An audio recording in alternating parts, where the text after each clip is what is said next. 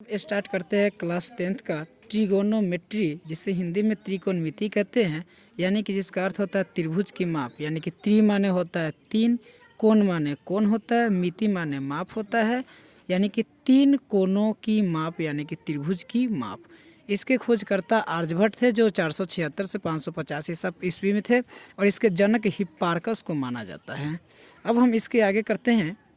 कभी भी त्रिकोणमिति में हम समकोण त्रिभुज लेकर चलते हैं, यानी कि राइट ट्रायंगल लेकर चलते हैं। राइट ट्रायंगल में जहाँ एल टाइप का होता है, ये तो राइट एंगल का डिनोशन हो गया। राइट एंगल के जस्ट सामने वाला जो होता है, राइट एंगल एक हो गया, और इसमें एक्यूट एंगल दो हो गया, एक ए हो गया, एक सी हो गया। अब क्या करते हैं, राइट एंगल के जस्ट सामने वाला जो होता है वह हमेशा होता है कर्ण। राइट एंगल के सामने वाले को कर्ण कहते हैं, जिसको हम एच से डिनोट करते हैं। फिर कहता है, जो मान ले कि ये हमारा रहा एक्यूट एंगल, ये भी रहा एक्यूट एंगल।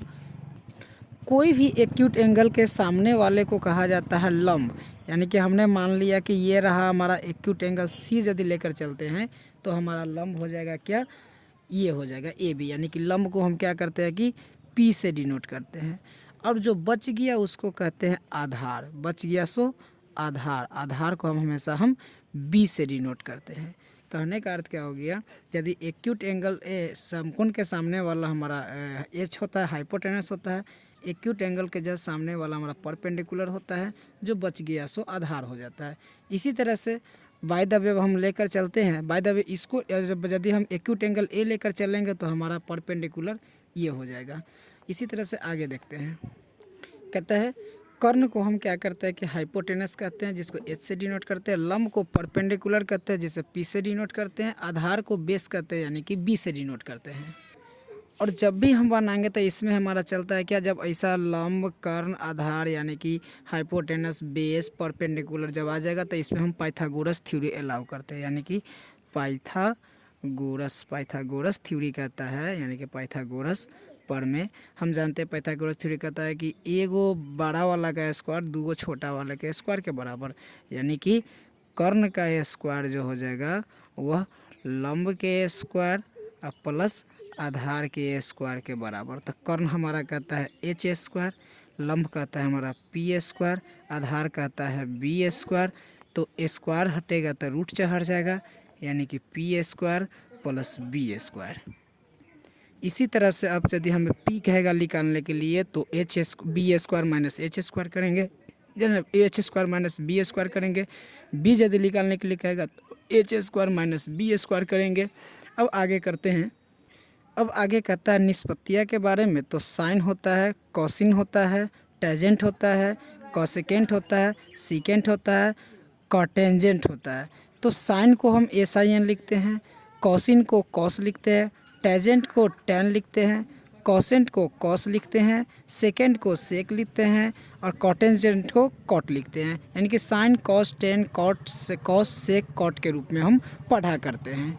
इसी तरह से आगे साइन था, साइन का अपोजिट होता है कॉसेक। साइन का अपोजिट कॉसेक होता है, कॉस का अपोजिट सेक होता है, और टैन का अपोजिट कॉट होता है। अब इसी तरह से अपोजिट अपोजिट होता है। अब जैसे यहाँ देखिए साइन का फार्मूला कहता है, साइन होता है P/H। P/H कहने का अर्थ क्या हो गया कि लंब बाई कर्ण, लंब बाई कर्ण होता है। कॉस कहता है इसी तरह से क्या, कॉस कहता है हमारा B/H होता है। टैन कहता है कि P/B होता है। तो अब यहाँ पे कहता है, देखिए छोड़िए इसको हमने काट दिया। अब देखिए यहाँ पे कहता है साइन थीटा का फार्मूला कहता है कि P/H होता है। P कहने का अर्थ हो गया हमारा लंब, P माने लंब, H कहने का अर्थ हो गया क्या, आधार, लंब, और कहने का अर्थ हो गया कर्ण।